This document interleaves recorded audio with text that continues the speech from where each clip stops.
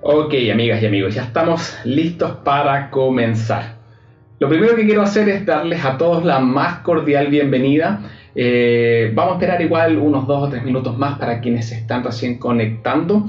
En nombre de todo el equipo de Tea Institute Latinoamérica les doy la más cordial bienvenida a nuestra sesión live del mes de enero, en la cual vamos a estar abordando las tipologías y variedades de té del mundo.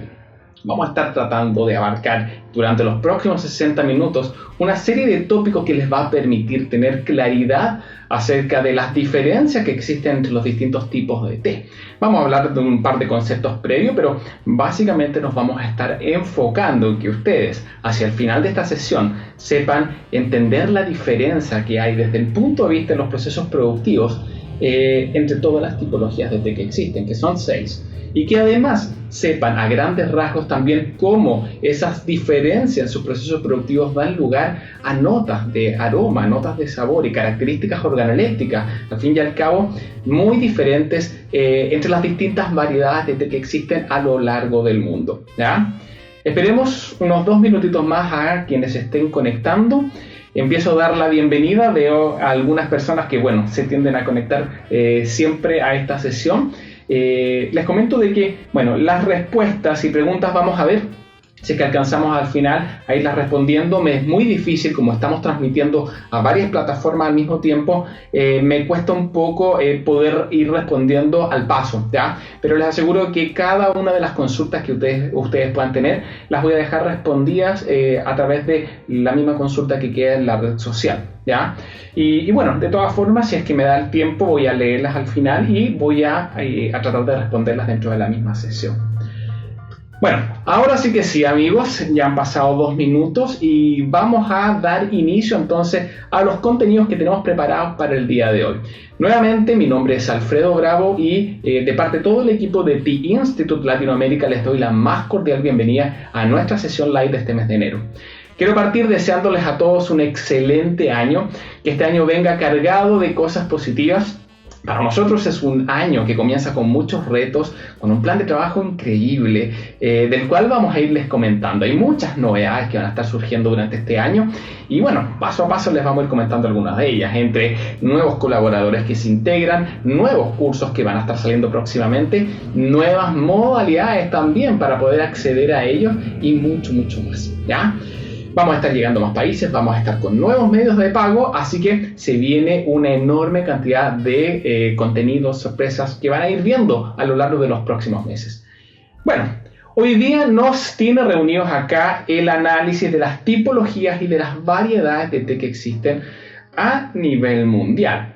Para ello, lo primero que debemos ser capaces de entender es, a un nivel técnico, tener una clara diferenciación en qué es una tipología y a qué corresponde lo que denominamos variedad de té. Hay más conceptos, la verdad, pero nos vamos a estar centrando en estos dos.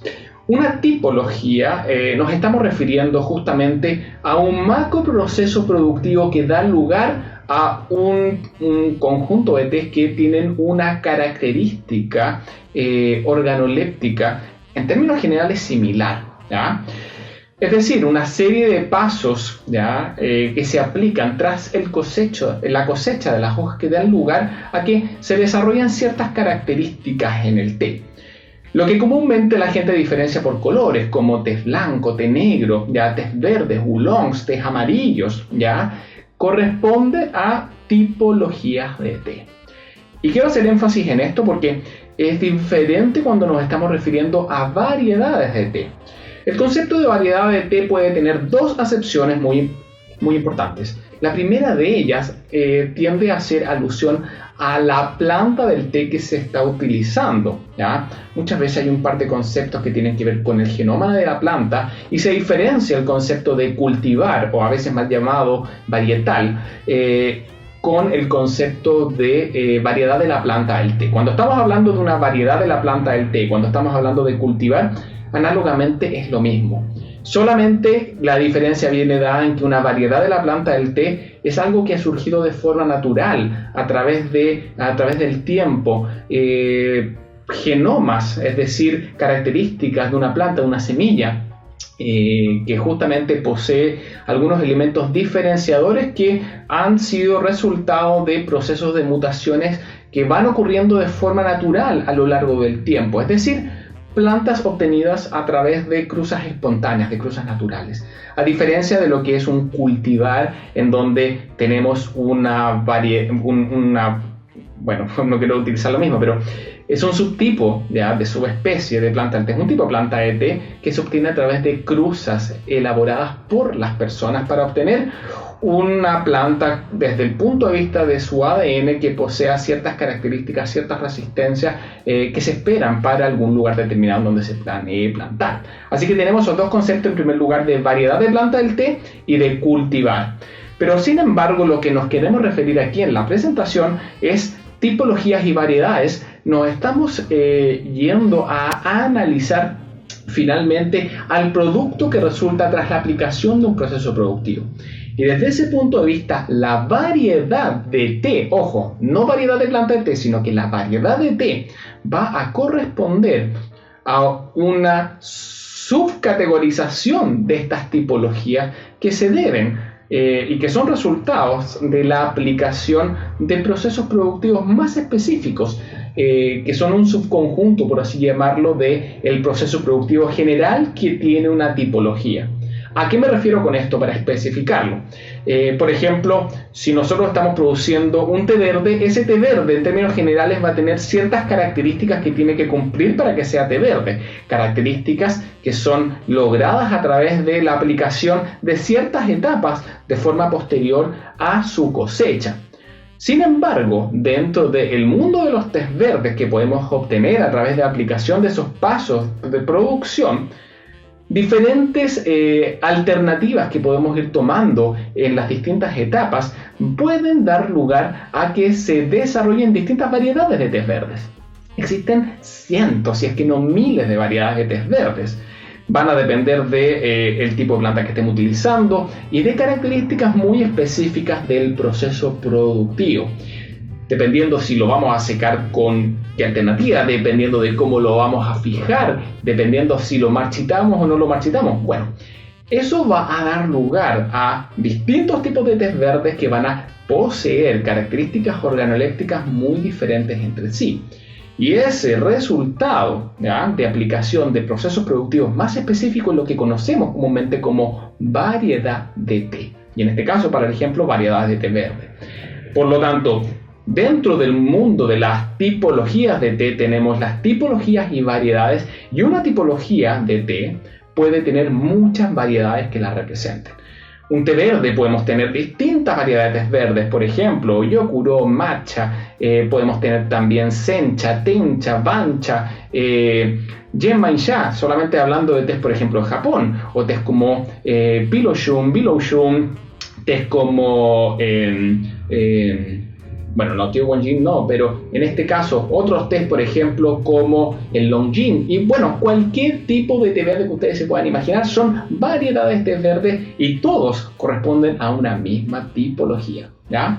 Bueno, comprendido ya esta diferenciación de tipologías y variedades, es que ya podemos entonces pasar a analizar cada una de las tipologías que existen.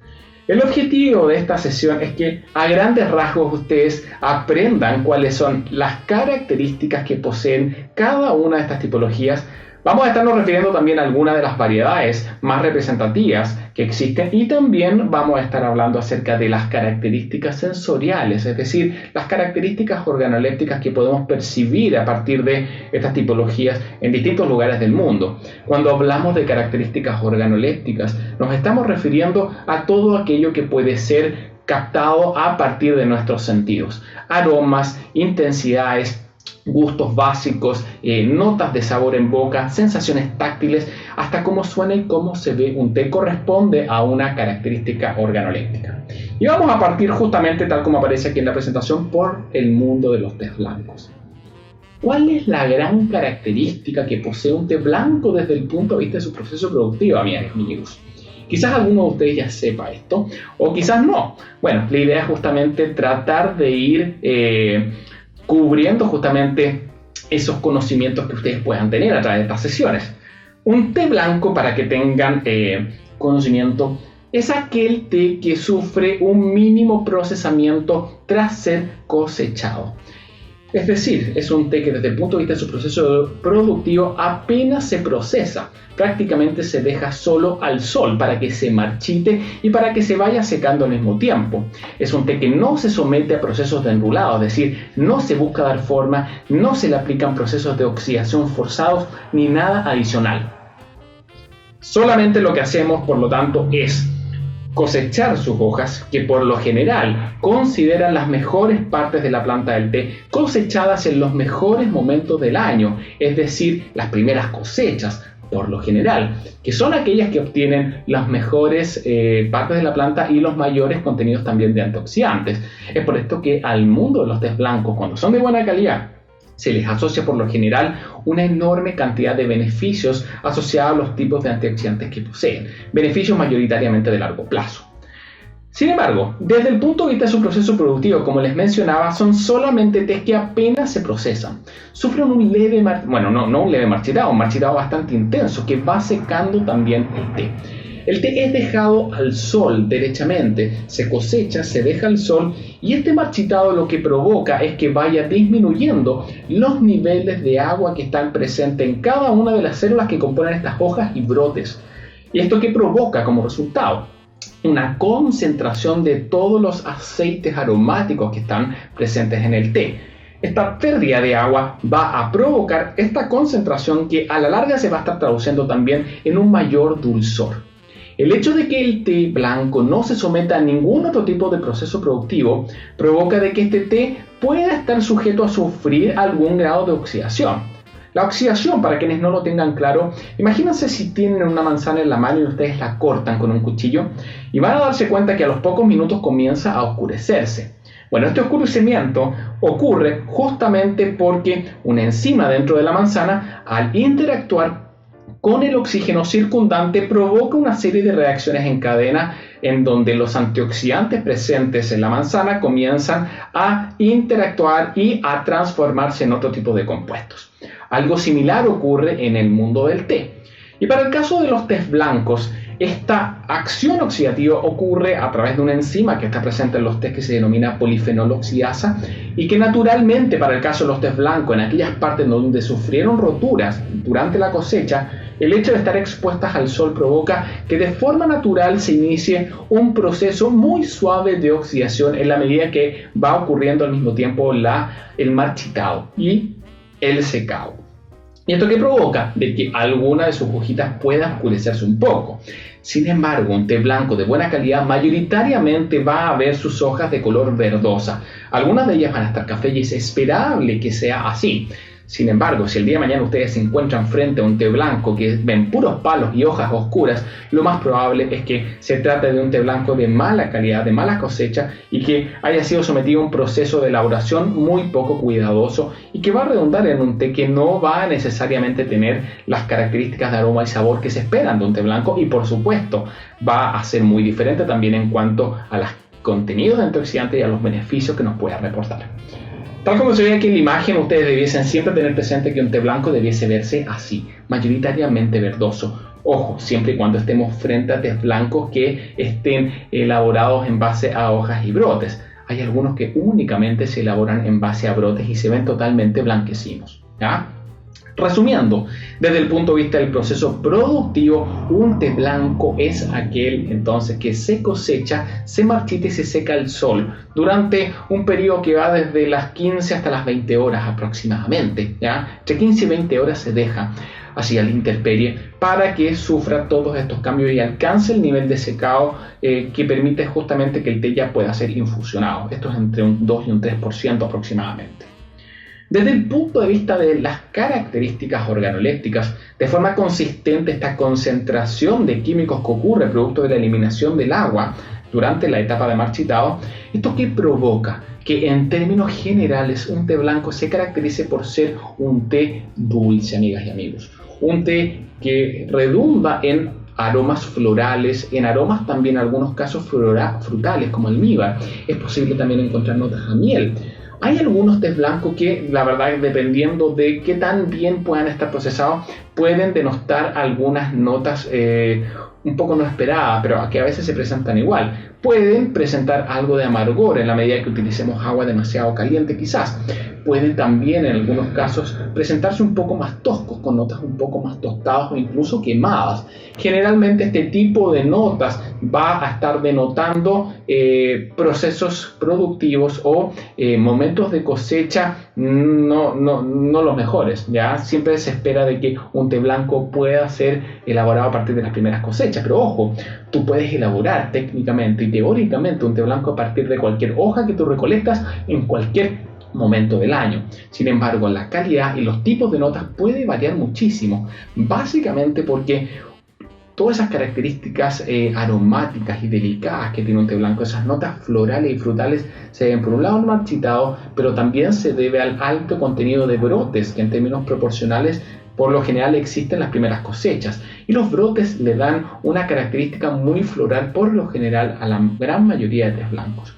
Son tés muchas veces intensos dentro de su categoría, especialmente cuando son de calidad, pero esa intensidad está más bien enfocada no a la percepción que tú puedas tener en boca, en términos de gustos básicos o cosas así, sino que su intensidad se asocia a aromas muy característicos que en algunos casos pueden percibirse muy intensos, muy delicados, y la verdad es que unos buques muy difíciles de encontrar muchas veces en otras tipologías de té.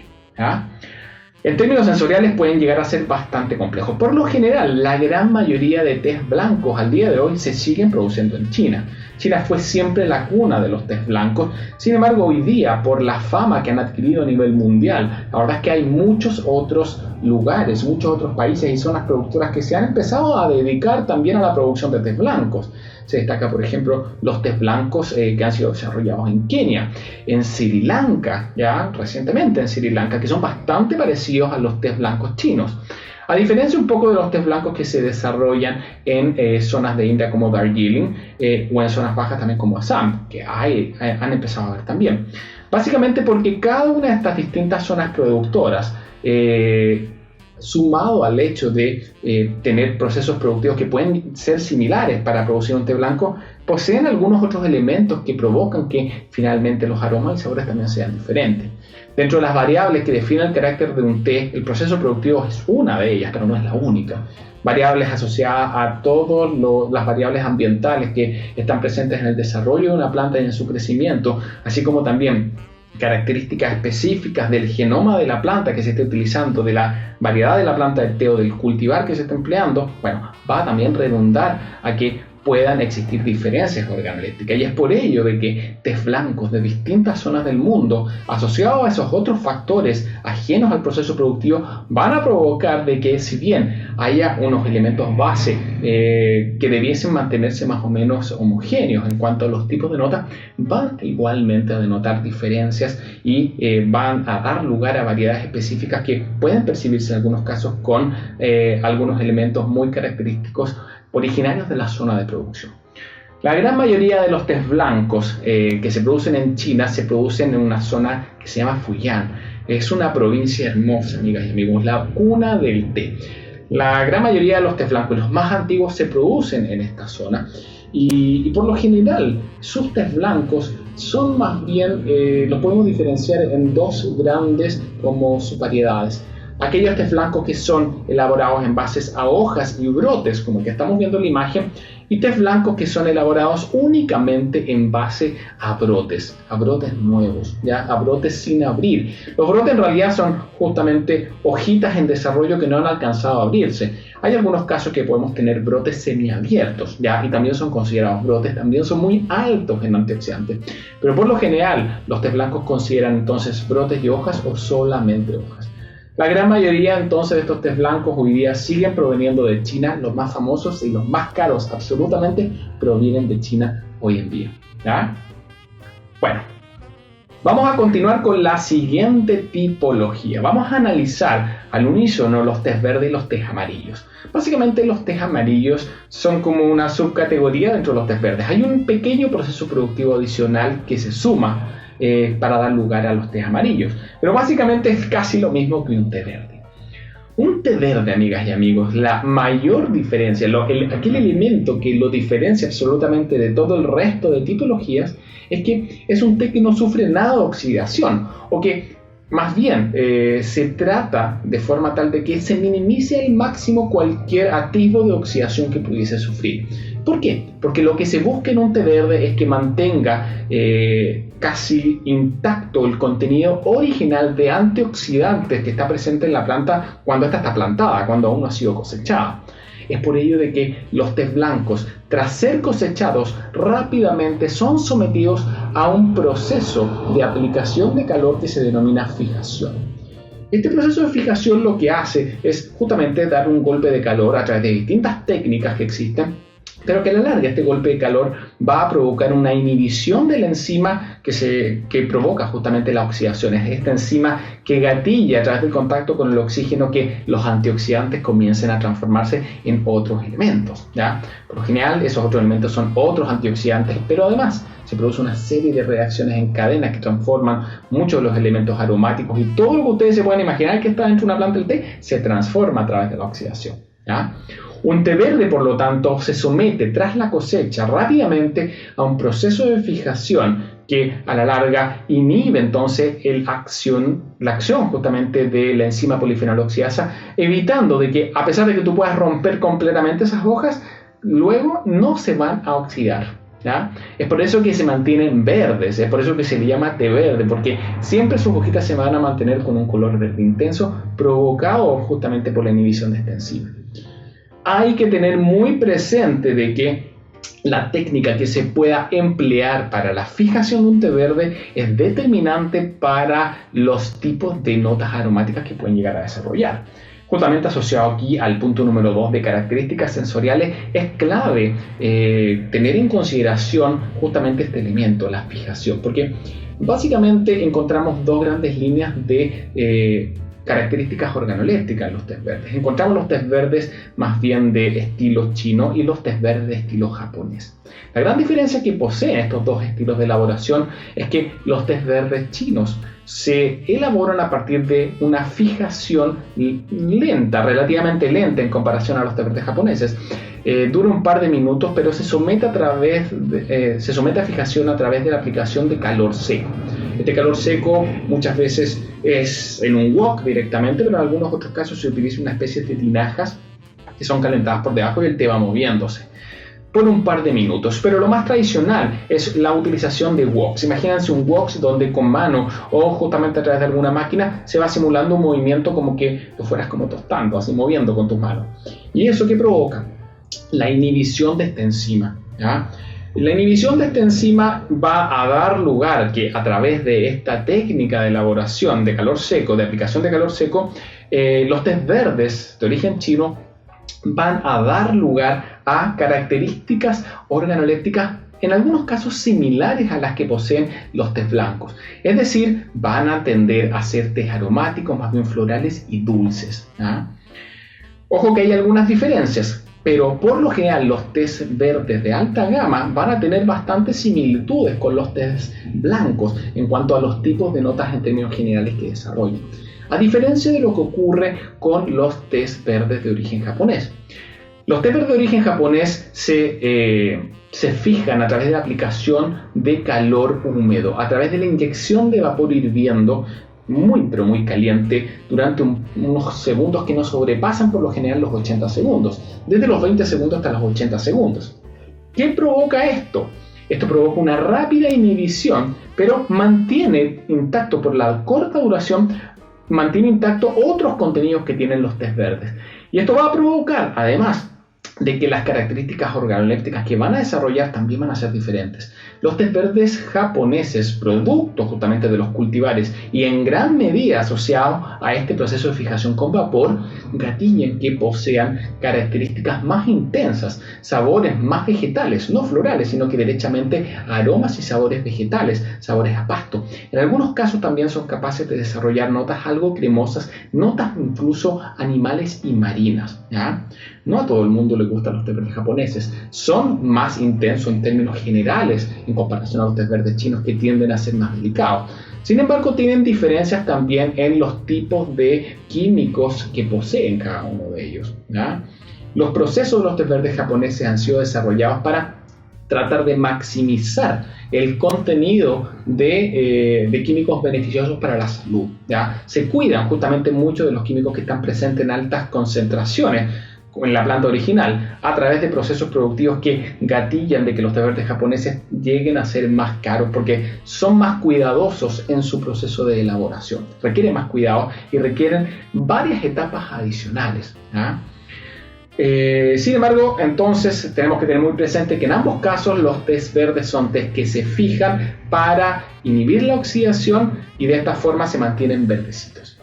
La diferencia que tienen los tés amarillos en relación a los tés verdes es que tras la aplicación del proceso de fijación, esto solamente en China, se someten los tés a un proceso de fermentación bacteriológica en el cual el té, que originalmente tiene algunas bacterias, todos los tés tienen bacterias y hongos de forma natural. Sin embargo, tú puedes exacerbar la proliferación de estos microorganismos a través de que sometas el té a algunas condiciones particulares. Bueno, para el caso de los tés amarillos, tras la fijación, el té se moja, se humedece y se recubre con unos materiales que son como, imagínense, como sacos, ¿ya? Y estos sacos, al ser humedecidos y dejados al sol, provocan la proliferación de algunos hongos y bacterias, aumentan en cuantía algunos de estos hongos y bacterias originales que tiene la planta del té, y esto da lugar a que se provoquen algunos microorganismos que dan al té un sabor dulce especial, con unas características como a anís, ¿ya? A mí la verdad me gusta mucho el té amarillo. Es un té bastante difícil de encontrar, por lo general es muy difícil encontrarlo fuera de China. Es un té que es mínimamente producido y solamente producido en China al día de hoy. En relación a las variedades y perfiles que existen por región, tienen que tener entonces muy presente de que, así que en términos generales, todos los tés verdes que provengan de China van a tener perfiles aromáticos y de sabor muy diferentes a los que podemos encontrar en los tés verdes japoneses. Tés verdes japoneses mayoritariamente más intensos, ¿ya? Más vegetales en relación a los tés verdes originarios de China, que tienden a ser más dulces y tienden también a ser más florales aromáticos, ¿ya? Sin embargo, dentro de China, dependiendo de otras variables, puede ser que también nos encontremos con tés verdes que poseen otras características más intensas también. Hay algunos tés verdes en China que poseen las características de ser un poco más toscos, generalmente aquellos tés verdes de uso más común y corriente. Los tés verdes de alta gama van a tender a tener enrolados más intensos y van a tender también a tener colores más intensos y sabores un poco más toscos. ¿A qué nos referimos con esto? Notas un poco más tostadas, notas un poco ahumadas, ya algo de picor en ellos, y necesariamente notas inclusive que de lo vegetal migran hacia lo herbáceo, ¿ya? Generalmente aquellos tés que tengan niveles de enrulados, ¿ya?, más intensos y que se elaboren con partes de la planta del té más toscas, es decir, plantas o partes de la planta de menor calidad, es decir, no brotes, no hojas, sino que aquellas hojas más grandes y más fibrosas de segunda, tercera o cuarta cosecha, ¿ya?, van a dar lugar por lo general a características organolépticas un poco más intensas, tés más baratos, tés más comunes y corrientes. Sin embargo, igualmente tés ortodoxos, tés de muy buena calidad, ¿ya? Pero siempre tienen que tenerlo entonces en consideración. Hay otros países que también producen al día de hoy tés verdes. El boom de los tés verdes después del año 2000 fue enorme. Es por ello que tras el tiempo transcurrido sea muy normal encontrar también producción de tés verde en países como India, en zonas de Darjeeling, también en Assam, no tan común. Fíjense que al día de hoy sigue siendo mayoritariamente zonas productoras de tés negro, pero poseen también tés verdes a la fecha. Lo mismo ocurre con países como Kenia, lo mismo ocurre también con Sri Lanka. Sin embargo, siguen siendo una proporción bastante baja en relación a todo el té que ellos producen. Hoy día el gran y mayor productor de tés verdes sigue siendo China, que produce entre un 60 y un 70% de todo el té verde que se produce a nivel mundial. Así que imagínense lo que es eso. Mucho, pero mucho té verde, amigas y amigos, ¿ya? Bueno, continuamos con los oolongs. Los oolongs muchos los conocen como té azul derechamente. A mí en lo personal no me gusta mucho esta asociación a las tipologías, a los colores del té. Muchas veces se habla de los colores del té. Yo encuentro que de repente nos queda corta esa definición. Un oolongs es, a diferencia de lo que ocurre con los tés que hemos analizado hasta ahora, un té cuyo proceso productivo se caracteriza porque el té comienza a sufrir un proceso de oxidación controlado, forzado por así decirlo, es decir, provocado, no una oxidación natural como la que surge en el té blanco cuando es dejado derechamente al sol. Aquí provocamos ciertos cambios en el té para que de forma artificial se inicie este proceso de oxidación que puede ser controlado, también puede ser ejecutado de una forma muy intensa o también puede ser hecho casi de forma natural, ¿ya? Sin embargo, ¿qué requiere un oolong para poder iniciar este proceso oxidativo? Que sufra un proceso de enrulado, que rompa las distintas hojas, que coloque justamente, que exponga el polifenol oxidasa en contacto con el oxígeno en distintas partes de las hojas. Para ello se utiliza el enrulado o muchas veces un proceso de cuarteado en un inicio, que es este movimiento que se le tiende a dar a las hojas. Ese cuarteado puede ocurrir a través del movimiento con manos como en mimbre, ¿ya? Como en bandejas de mimbre o en bandejas metálicas. Y otras veces se realizan unas máquinas especiales que son como unas secadoras de madera, en donde el té se mueve, se revuelve, siempre hay un par de filitos por ahí que lo que provocan son microlaceraciones en las hojas. ¿Qué provocan estas microlaceraciones? Que entre en contacto el polifenol oxidasa presente en las partes de la planta del té con el oxígeno circundante, y esa interacción provoca que los antioxidantes comiencen a transformarse en otros compuestos. El té comienza a oscurecerse, amigas y amigos. Y siempre y cuando estemos frente a niveles de oxidación que superen en términos porcentuales un 20%, vamos a estar frente a oolongs. Siempre y cuando además ese nivel de oxidación no se repase el 80%. Estos porcentajes de 20 y 80%, la verdad es que no se calculan específicamente a través de algún mecanismo químico o algún tipo de maquinaria, sino que a través de la observación y el color que va sufriendo el té. Y también viene respaldado por el tipo de características organolépticas que el té desarrolla durante este rango de oxidación. Entre un 20 y un 80%, todo lo que ocurre, a pesar de que visualmente puede diferenciarse mucho, ¿ya? Porque un té que se oxida, por ejemplo, un 20%, se va a ver muy similar probablemente a un té verde, a diferencia de un oolong que se oxida quizá un 75%, en donde lo van a ver las hojas y van a estar tan oscuras por ese avanzado proceso oxidativo que muchas veces lo van a confundir con tés negros. Sin embargo, dentro de este rango de oxidación, siempre el té va a tender a desarrollar un gusto básico dulce. Va a ser un té que no va a percibirse amargor en él, sino que se va a percibir dulce. En algunos casos, algunos otros de los elementos que caracterizan el sabor van a tener algunas diferencias y sí van a sufrir cambios en la medida que este grado de oxidación aumente, pero en términos generales van a ser tés dulces de muy baja astringencia, ¿ya? Es por ello a que todo este rango de oxidación se categoriza como una única tipología conocida como oolongs. Podemos diferenciar dos subrangos, subcategorías, dependiendo del grado de oxidación que alcancen. Oolongs de baja oxidación y de alta oxidación. También es muy importante tener presente de que el grado de tostado que puedan sufrir en las etapas finales de su proceso productivo, que se tuestan con las máquinas especiales, también puede redundar en que el dulzor que puedan desarrollar y la suavidad que puedan tener en boca también cambie, ¿verdad? Así que ojo con eso. Por lo general, aquellos oolongs de más bajas oxidaciones van a presentar características sensoriales que van a partir en notas más bien vegetales, pero con diferencia en torno al tipo de notas vegetales que podemos encontrar en un té verde. En los oolongs de bajas oxidaciones, estas notas vegetales se van a expresar más bien como notas herbáceas, notas un poco como a hierbas medicinales que estuvieran mezcladas, algo así. Es posible también encontrar algunas notas un poco como a leche, como vapor de leche, ¿ya? Unas notas un poco grasas inclusive, dependiendo de los cultivares que se estén empleando en su elaboración. Pero en general van a ser tés que van a ir ganando algo de robustez, algo más de cuerpo, algo más de intensidad también en boca en la medida de que su nivel de oxidación aumente. Sin embargo, en términos de gustos básicos, van a seguir siendo test dulces, van a tender a ser test también que empiezan a desarrollar unas notas aromáticas que expelen las tazas o las teteras cuando están siendo preparados cada vez más en la medida que ese nivel de oxidación aumente.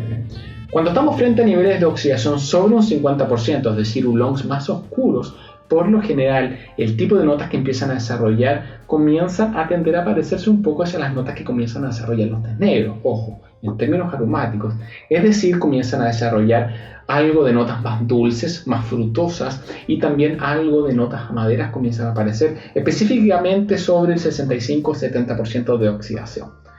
¿Cómo podemos determinar de que un oolong alcance un cierto grado de oxidación? Bueno, básicamente lo que se realiza es aplicar un proceso de fijación una vez haya alcanzado el nivel de oxidación que nosotros esperamos. Luego de que lo oxidemos al nivel que nosotros esperamos, también podemos aplicar otro proceso, específicamente procesos de tostado o de añejado derechamente en algunos oolongs muy famosos como aquellos oolong añejados de Taiwán. Y estos procesos de añejado se van aplicando año tras año para ir revirtiendo la acumulación de humedad que puede ir teniendo un té. Y son tés que se dejan en guarda y que tras aplicación de este proceso de tostado van adquiriendo cada vez un dulzor mayor, van debilitándose cualquier tipo de atisbo de sensación de amargor y astringencia, se va debilitando mucho y se transforman en tés altamente dulces. Bueno, el mundo de los oolongs, la verdad es que debido a este enorme rango de oxidación que son capaces de encontrarse en ellos, la verdad es que podemos encontrar con una cantidad muy grande de características organolépticas. Hoy día los principales países productores de oolong son China, Vietnam y Taiwán. Desde el punto de vista de los más famosos, tendríamos que mencionar a China y Taiwán principalmente. Vietnam produce igualmente, pero en general dentro del mundo los tés ortodoxos, los tés de Vietnam no siempre son tan bien catalogados. Los más famosos son derechamente los tés oolongs de China y los oolongs de Taiwán. Taiwán se dedica casi únicamente a producir oolongs. Es el único país que tiene un enfoque hacia la producción de oolongs mayoritariamente, a diferencia de China, en donde la producción de oolongs no sobrepasa el 3% aproximadamente de todo lo que producen. Producen ambos países oolongs muy famosos. Igualmente China es la cuna de la producción de los oolongs. Pierdan cuidado con eso. Y en ambos países, y en cualquier país en general que produzca oolong, dependiendo del grado de oxidación que se emplee, vamos a encontrar entonces estas diferencias en las características organolépticas. Algunas variedades muy famosas de oolong son, por ejemplo, el Tiwanjin, Titcongyun también se le llama, proveniente de la zona de Fujian en China. Otros oolongs famosos, dentro de Taiwán hay muchísimos oolong, como los oolong de altura, de zonas como Lisan o Alishan, oolong también de mayores niveles de oxidación, como pueden ser el Oriental Beauty. Es un oolong magnífico, la verdad es que con un nivel de dulzor, unas notas frutales extremadamente potentes. Así que, amigas y amigos, la verdad es que hay mucho tipo de oolong, y cada uno de ellos, cada una de estas zonas productoras realmente en algunos casos llegan a ser muy mágicas el tipo de notas diferentes que son capaces de expresar. Y esto se nota muchísimo, especialmente en los oolongs provenientes de Taiwán. A mí me encantan, la verdad, Así que si alguno de ustedes tiene la oportunidad de probar distintos oolongs de Taiwán, bueno, háganlo, se van a sorprender. China igualmente produce muy buenos oolongs, pero yo en lo personal me quedo con los de Taiwán. Bueno, continuamos con los tés negros a continuación. Y como podrán estarse imaginando, desde el punto de vista de los procesos productivos, lo que diferencia un té negro de todo el resto de tipologías es que hablamos de té negro cuando estamos frente a un té que ha alcanzado un alto grado de oxidación. Muchas veces se habla de que se trata de tés completamente oxidados. Sin embargo, técnicamente eso no es correcto. Básicamente porque cualquier té que sobrepase un 80% de oxidación comienza a desarrollar fuertemente algunos químicos nuevos, algunos antioxidantes nuevos que están presentes en muy baja cuantía en las tipologías anteriores, como los oolongs, ¿ya? Con altos grados de oxidación. Comienza a aumentar drásticamente tras un 80% de oxidación la acumulación de algunos antioxidantes que se polimerizan, que se denominan, que técnicamente se conocen como tearrubinas. Y la verdad es que comienzan a aumentar su cuantía enormemente, y esto aumenta drásticamente la intensidad que desarrollan los gustos básicos de amargor, sobre todo, y se traduce también en una mayor intensidad en el color, no solamente de las hebras sino también del licor, producto de que esos tipos de antioxidantes que se desarrollan cambian de color, son más rojizos y además provocan muchas de estas sensaciones táctiles de astringencia, por ejemplo, que desarrollan los tés, así como el gusto básico más amargo, ¿ya? Y por ello que los tés negros por lo general van a ser más amargos. Sin embargo, los podemos encontrar con muchos tipos de tés negros a lo largo del mundo. También es uno de los tés más consumidos, al menos en Occidente es la tipología más consumida absolutamente. Pero volviendo entonces a su proceso productivo, es un té que se marchita, ¿ya? No se marchita al nivel que se marchita un oolong o un té blanco. La verdad es que los oolongs, no lo dije antes, pero también son tés que se marchitan muy poquito, a diferencia de los tés verdes que no sufren marchitado. Bueno, los tés verdes chinos pueden sufrir también un marchitado muy cortito. Un té negro sufre un marchitado de un par de horas, ¿ya? Está un par de horas marchitándose, unas 3 horas al menos, para perder un contenido de agua igualmente importante, y luego son rápidamente sometidos a un proceso intenso de enrulado, porque lo que buscamos es que el té no se sobreoxide. Cuando se habla de sobreoxidación, estamos hablando de que cuando los procesos de oxidación toman más de la cuenta, comienzan a desarrollarse algunos metabolitos a través de la proliferación de hongos y bacterias que no son esperados. Y esos metabolitos pueden llegar a desarrollar anomalías en el té, defectos en él. Es por eso de que cuando un té tiene que alcanzar un alto grado de oxidación, se tiene que tratar de que ese proceso oxidativo dure lo menos posible. Y para ello tenemos que ser extremadamente drásticos en dar un proceso de enrulado muy intenso al inicio, de forma tal que, de la forma más veloz posible, tras la cosecha y tras el marchitado, seamos capaces de romper las paredes celulares al nivel mayor posible, ¿ya? De forma tal de que rápidamente, de forma homogénea en toda la planta, inicie este proceso oxidativo que gatilla rápidamente unas reacciones en cadena que oscurecen el té y que además comienzan a llegar a niveles mucho mayores, desarrollando entonces gustos básicos nuevos, notas aromáticas también nuevas, notas aromáticas muy dulces. Por lo demás, uno tiende a confundirse muchas veces el hecho de que un té puede expresarse en taza con amargor en relación a los tipos de notas que puede desarrollar, porque la verdad, amigas y amigos, a mayor nivel de oxidación es mayor el dulzor que expresa un té. Muchas veces ese dulzor puede verse obstruido por el resto de características organolépticas que desarrolla producto del proceso oxidativo, cosas como el amargor o la astringencia. Por lo tanto, tenemos que aprender muy bien sobre estos procesos para también determinar reglas de preparación que nos permitan equilibrar todo lo que podamos encontrar en ello. Hay muchas notas, hay muchos cursos y notas anteriores en donde hemos abordado aspectos de preparación. Ahí les voy a estar mencionando algunas. Así que desde el punto de vista entonces sus características del proceso productivo son tés que sufren una oxidación superior al 80%. Desde el punto de vista de las características sensoriales, son tés que derechamente se perciben más intensos, son tés que además en taza poseen un contenido de cafeína mayor. Y esto tiene que ver mayoritariamente con la mayor exposición que tiene al agua caliente. Por lo general, un té negro lo infusionamos más tiempo, y además el hecho de haber sufrido procesos de enrulados tan intensos provoca rápidamente una liberación mayor en taza, porque cuando tú estás dándole forma a té, ya sea a mano o con una máquina, estás estrujando todos los aceites que están en su interior, liberando todo el contenido químico que está al interior de las hojas, lo cual luego se impregna en los procesos de secado. Por lo tanto, si un té ha sufrido un proceso intenso de enrulado, es esperable que exista una mayor cantidad de toda esta química en el exterior de la planta que rápidamente pase a tu taza. Es por ello de que muchas veces se habla de que los tés negros son los que tienen mayores contenidos de cafeína. Sin embargo, tal como lo acabo de decir, es erróneo. Porque técnicamente los tés negros son aquella tipología cuya infusión posee el mayor contenido de cafeína. No necesariamente se trata de tés que tienen mayor contenido de cafeína, porque mayor oxidación no implica desarrollo de mayor contenido de cafeína en ese té.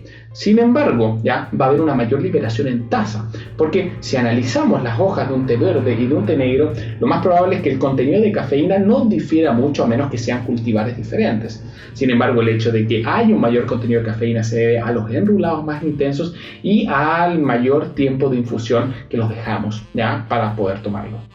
Sus características sensoriales, como les mencionaba, son tés que van adquiriendo notas más dulces, notas mayoritariamente también a madera.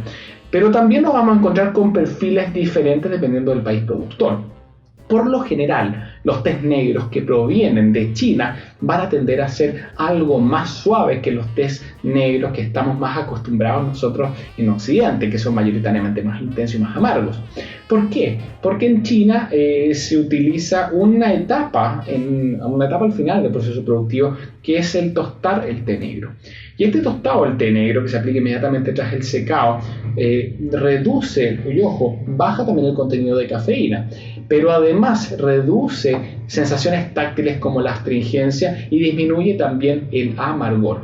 Es decir, transforma un té que puede originalmente percibirse más intenso en un té un poco más dulce y más suave, con notas que oscilan entre cacao. Algunos de ellos también pueden desarrollar algunas notas un poco ahumadas. Notas tostadas también, es plausible de que sean encontradas en ellos. También algo de notas frutales, ¿ya? Es muy común que uno perciba mucho aroma frutal. Dependiendo también de la zona y de la planta del té que se utilice, la variedad de planta del té o cultivar, puede ser que también nos encontremos con algunas diferencias grandes.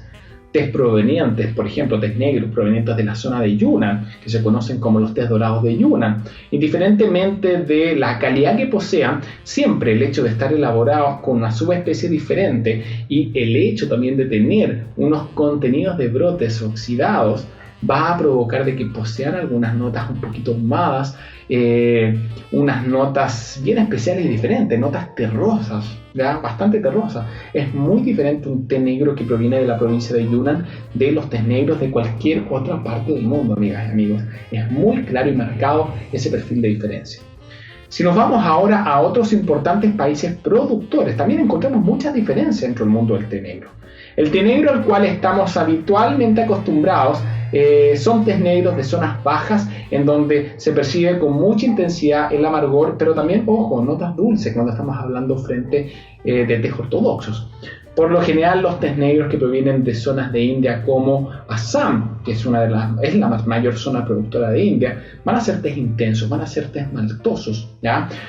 Con un nivel de amargor que puede llegar a ser bastante preponderante, especialmente si ha sido procesado y cortado en partes más pequeñas para exacerbar esas características de amargor. La gente busca estos tés por ser muy amargos e intensos. Pero el perfil de los tés negros que podemos encontrar en India puede variar muchísimo. Si nos vamos a otra zona productora como Darjeeling, la verdad es que nos vamos a topar con variedades muy diferentes. De hecho, desde el punto de vista del genoma, los tés producidos en Darjeeling se basan justamente en la utilización de cultivares muy diferentes a los que son empleados en Assam. De hecho, en Assam se utiliza una subespecie de la planta del té que se llama Barasámica, mientras que en Darjeeling se utiliza una variedad de la planta del té diferente. La verdad es que cultivares elaborados a partir de subespecies chinas, ¿ya?, que tienen mejor desempeño en altura.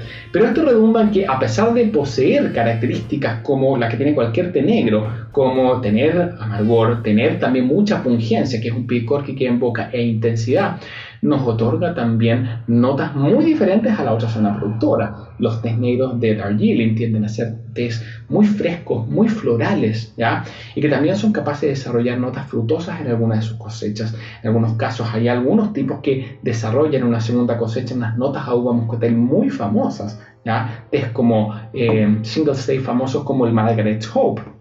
La verdad es que tienden a desarrollar estas notas y exacerbarlas muchísimo. Bueno, asimismo tenemos otras zonas productoras de tés negros como es Kenia, que también se caracteriza por la producción de tés negros intensos, ¿ya? Bueno, ¿qué más tenemos? Dentro del mundo de los dark teas, que es la última tipología que vamos a estar analizando, muchos cometen el error de tender a pensar de que el té rojo es una tipología per se, a un nivel de comparación similar a cuando estamos hablando de té blanco, té negro o oolong o té verde, ¿ya? Sin embargo, es incorrecto hablar de que el té rojo, y es por eso que yo antes les mencionaba que no me gusta esta diferenciación de tipología y hacer la analogía con los colores, porque lo que se conoce como el té rojo no es una tipología de té, sino que es una variedad dentro de una categorización más amplia que es la de dark tea. Y dark tea es la verdadera tipología que posee la característica de englobar a todos aquellos tés que en vez de oxidación sufren un proceso de transformación, ¿ya?, a través de interacción de los antioxidantes con bacterias y hongos. Es decir, sufren transformaciones a través de la interacción de microbios, amigas y amigos, que transforman justamente los compuestos originales en compuestos diferentes. Dependiendo del tipo de hongos y bacterias que se inoculen o que vayan desarrollando en función a las características medioambientales, porque en todas las partes, en diferentes zonas productoras, los tipos de hongos que van a estar originalmente en la planta son diferentes. Y en la medida que las hojas de té tras la cosecha las sometamos a ciertas condiciones, ¿ya?, controladas de temperatura, de humedad o de guarda, vamos a desarrollar y a exacerbar que ciertos tipos de hongos y bacterias se vayan desarrollando. Es por eso que dependiendo de ese tipo de hongos y bacterias que se desarrollen, van a dar lugar a diferentes variedades de dark teas. La más famosa variedad de dark tea corresponde al pu'er, al té rojo chino, pero recuerden, es una variedad entonces dentro de la tipología de dark teas. Hay otros famosos que se producen en otras zonas como los geisha y algunos otros tés también fermentados que se desarrollan, por ejemplo, en Mongolia. Lo que cambia justamente es la forma en la cual se dejan fermentar y justamente el tipo de hongos y bacterias que desarrollan, lo que modifica, por supuesto, los aromas, los contenidos químicos y, bueno, todas las características organolépticas que pueda desarrollar. Nos vamos a estar refiriendo a continuación principalmente al dark tea más famoso, que es el pu'er o té rojo chino, ¿ah? ¿Cuál es su principal característica entonces? Fermentación bacteriológica. Y cuando hablamos de fermentación nos estamos refiriendo a un proceso químico diferente a la oxidación, amigas y amigos. Esto se ahonda con mucho mayor nivel en cursos más especializados, porque en el mundo cotidiano se tiende a homologar el concepto de fermentación y de oxidación y se tratan al unísono como que fuera lo mismo. Y muchas veces, inclusive, productores de té y granjeros se refieren a que el té negro es un té fermentado. Bueno, hay que estudiar mucho más en detalle dónde se producen las diferencias, porque a pesar de que en términos coloquiales se utilice muchas veces el término de fermentación para hablar de cualquier transformación química que sufre el té, la verdad es que cuando uno analiza los procesos productivos a un nivel más técnico, la fermentación y la oxidación son totalmente diferentes. Siguen caminos en algunos casos similares cuanto a las transformaciones que van sufriendo los compuestos, pero cambia muchísimo la forma a través de la cual se logra, ¿ya?, esas modificaciones, lo que las gatilla, pero además el resultado final, el nivel final que puedan alcanzar esas transformaciones también es muy distinto, ¿ya? Y por lo mismo, los tipos de compuestos que se desarrollan en oxidación y fermentación son diferentes, y eso redunda en que el aroma del té, en términos visuales, en términos químicos, y bueno, todo lo que compone las características organolépticas de un dark tea es muy diferente al resultado que tú puedes obtener de un té totalmente oxidado, como puede ser un té negro. Los dark teas tienen un proceso bien particular. La verdad es que dentro del mundo, los pu'er específicamente, hay dos tipos de pu'er que nosotros podemos obtener. Tenemos por un lado el mundo de los puer crudos, que son aquellos puer que son sometidos a este proceso bacteriológico de forma natural. Se someten a un proceso de guarda, se obtiene en un inicio una especie de té verde, amigas y amigos, que posteriormente es comprimido en alguna forma, generalmente en formas de disco, pueden ser ladrillos también, y se dejan guardados en condiciones controladas, en zonas oscuras y húmedas por lo general, para que durante muchos años vayan desarrollando todas las transformaciones de hongos y bacterias, sufriendo todos los cambios también en sus tipos de antioxidantes. Se producen muchos cambios para que un puer crudo alcance su grado de madurez. Requiere al menos 30 años de fermentación. Hay algunos que se comercializan que tienen sobre los 100 años, amigas y amigos. Imagínense, bueno, los valores que también pueden llegar a desarrollar los puer crudos son muy diferentes. El gran mundo hoy día, desde el punto de vista comercial del puer, corresponde a otro tipo de puer, un puer que se denomina cocido, ¿ya? Y el puer cocido, a diferencia del puer crudo, se obtiene a través de un proceso productivo especial en el cual se acelera este proceso de fermentación bacteriológica. El té no se comprime necesariamente. Bueno, la primera etapa no. Se somete cuando se transforma en esta especie de té verde. Luego de que se obtiene estos primeros procesamientos, es decir, un té que se fija, ¿ya? Se somete posteriormente a un proceso en donde se almacena, ¿ya? En unas cantidades bastante grandes, se recubre de varias cosas, la verdad, y se inoculan hongos y bacterias, los que esperamos que se desarrollen en mayor proporción.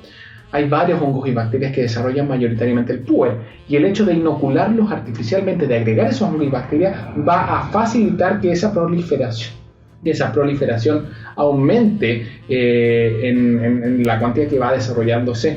¿Y esto qué provoca? De que en vez de tener que esperar 30 años, ese té va a estar completamente fermentado en un periodo que no va a sobrepasar los 2 meses. ¿Ya? Son 2 etapas de fermentación, pero básicamente eso es lo que ocurre. Se somete a un proceso artificial en donde se inoculan hongos y bacterias para acelerar este proceso de fermentación, ¿ya? Y esto queda como resultado de que, si bien en términos organolépticos pueden variar muchísimo un puer crudo de un puer cocido, en términos de hongos y bacterias y los beneficios que podamos obtener a partir de esos hongos y bacterias sean bastante similares. Es decir, los beneficios probióticos que nos provee un puer crudo, un puer cocido, son bastante similares. Pueden cambiar, eso sí, los tipos de antioxidantes que tienen, por lo tanto, bueno, eso se tiene que analizar necesariamente en cursos más avanzados. Cursos como, por ejemplo, el curso de química y beneficios del té, donde esto se aborda a un nivel muy en detalle, porque los tipos de familia de antioxidantes que se desarrollan en la oxidación, en la fermentación natural, que toma muchos años, es muy diferente al tipo de antioxidantes que finalmente posee un puer que es sometido a este proceso acelerado. Y en términos de sabor también son muy diferentes. El puer crudo es un puer que prácticamente no lo ves fuera de China, ¿ya? Además muy caro, especialmente mientras más años de guarda tenga, más caro se transa en el mercado. Hay discos de 600 gramos que se venden sobre los $4.000, para que tengan una idea, cuando tienen sobre los 50 años de guarda, ¿ya? En cambio, un puer cocido tiene el valor tradicional que tiene cualquier té ortodoxo, ¿ya? Se vende en gramaje. También los puer cocidos los podemos encontrar también en discos. No piensen que por el hecho que están comprando un puer comprimido se trata de un puer crudo. No, los puer cocidos también se pueden comprimir en las etapas finales para que justamente puedan tener esta forma tan tradicional, que era como antes se guardaba para suplir este proceso de fermentación natural, ¿ya? Los puer, ¿qué características de aroma y sabor poseen? La verdad es que son muy diferentes entre sí. Un puer cocido es un té que no a todo el mundo le gusta. Los puer son tés que por lo general desarrollan un gusto que, a pesar de la intensidad que pueda tener el licor, es un té que es muy dulce, ¿ya? Es un té que también desarrolla gustos básicos algo salados y no desarrolla nada, pero nada, amigas y amigos, de amargor. Uno, cuando ve el licor, como el que estamos viendo aquí en la imagen, uno tendería a pensar, oye, eso tiene que ser extremadamente amargo. La verdad es que no hay nada de amargor. Sí desarrolla algunas notas que le deja la fermentación bacteriológica bien intensa. Notas un poco a pescado, notas terrosas, notas ahumadas. notas animales muchas veces, notas a grasa, ¿ya? Ustedes pueden estar pensando, pero ¿quién estaría dispuesto a tomar algo que tenga ese tipo de notas? La verdad es que mucha gente lo toma porque es un té que tiene muchos beneficios probióticos y otros beneficios, producto de algunos antioxidantes que desarrolla, que son capaces de inhibir la generación de nuevas células adiposas a nivel de nuestro hígado, ¿ya? Bueno, eso creo que hay algunas otras sesiones live por ahí donde se ahondan los beneficios que tienen los distintos tipos de té para que las busquen. Y obviamente, si quieren aprender sobre estos conceptos de forma más detallada, hay otros cursos que me voy a estar refiriendo a continuación. Así que los dark teas y específicamente el puer son muy diferentes dependiendo de si son crudos o cocidos. Pero en términos generales, los puer cocidos son más hediondos, son más intensos en cuanto a las notas, que no son muy agradables. A diferencia de los puer crudos, que sí desarrollan muchas notas frutales, unas notas muy dulces, muy suaves, pueden desarrollar igualmente algunos matices asociados a estos elementos un poco terrosos que desarrolla el puer cocido. Sin embargo, están lejos de ser esas sus mayores características. Son té fenomenales en cuanto a los aromas que desarrollan. Muchos sabores de frutas dulces, dátiles, frutas como frutos cálidos deshidratados, bueno, muchas cosas así, ¿ya? Así que, amigas y amigos, como se dan cuenta, hemos hecho un recorrido por las diferentes tipologías tratando de entender cuáles son sus principales características desde el punto de vista de sus procesos productivos y cómo esas características se traducen, ¿ya?, en términos de aromas y sabores, lo que llamamos por lo general características organolépticas. La verdad es que no me quedó tiempo para poder responder sus consultas. He visto que hay varias, la verdad, así que las voy a ir dejando respondidas directamente dentro de las redes sociales. Para aquellos que quieran ahondar más en este tipo de contenidos, bueno, hay un par de notas anteriores, de notas de blog que ahondan en algunos aspectos sobre las diferencias entre las distintas tipologías, y también hay un par de sesiones live que pueden encontrar en nuestra página web o en nuestro canal de YouTube que ahondan también en las diferencias entre los distintos tipos de tipologías, y otras sesiones live también en donde hemos abordado los beneficios, muy de la mano también de los procesos productivos. En términos de cursos, bueno, dependiendo del grado de conocimiento que ustedes pueden adquirir, en un curso de introducción al té, como justamente el curso de introducción al té y las infusiones en modalidad e-learning, la verdad es que pueden aprender en profundidad, mucho mayor profundidad de lo que hemos visto acá, aspectos ligados al proceso productivo, aspectos ligados hacia las características organolépticas de forma más específica por zona especialmente, y la consistencia que existe también en términos de beneficios asociados a estos procesos productivos. Y si ya quieren ahondar a un nivel mucho mayor, les recomiendo el curso de Sommelier de Té Experto en Mercado. Es un curso muy completo, toma 50 horas en donde se van explorando a un nivel de profundidad muy alto los procesos productivos, y justamente se analiza también toda la química, beneficios que desarrolla el té a partir de estos procesos, y aprendes además a catarlo. Es decir, que se complementa todo lo que uno va aprendiendo en términos teóricos y técnicos asociados a esos procesos productivos, como todo eso se visualiza en características que vas dándote cuenta a través de mirar el té, de irlo probando, porque ese curso incluye también un kit de cata que te llega y que, bueno, te enseña también a volverte un experto catador de té. Así que revisen también los links, revisen también los contenidos que tienen cada uno de estos cursos. Y si es que alguno de ustedes quiere ahondar mayoritariamente en aspectos ligados a la química y los beneficios, bueno, justamente hay un curso que se denomina Química y Beneficios del Té.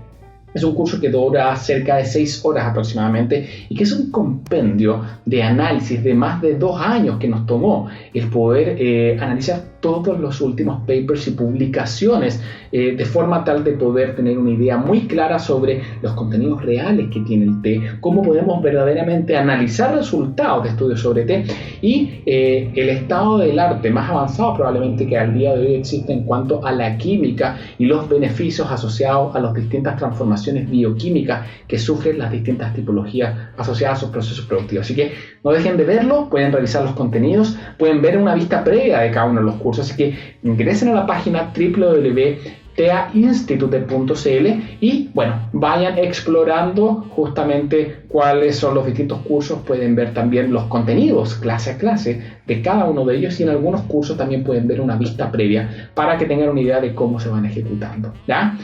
Si les gustó esta nota, los dejo invitados a que puedan seguirnos en redes sociales si aún no lo hacen, ¿ya? En todas nuestras redes sociales es TEA Institute Latin, ¿ya? Síganos en las redes sociales, compartan esta información, se la agradecemos enormemente. Y bueno, de parte de todo el equipo de TEA Institute Latinoamérica, les dejo un fuerte abrazo y me despido hasta la siguiente sesión live. Que esté muy bien, ha sido un placer estar con ustedes. Chao, chao.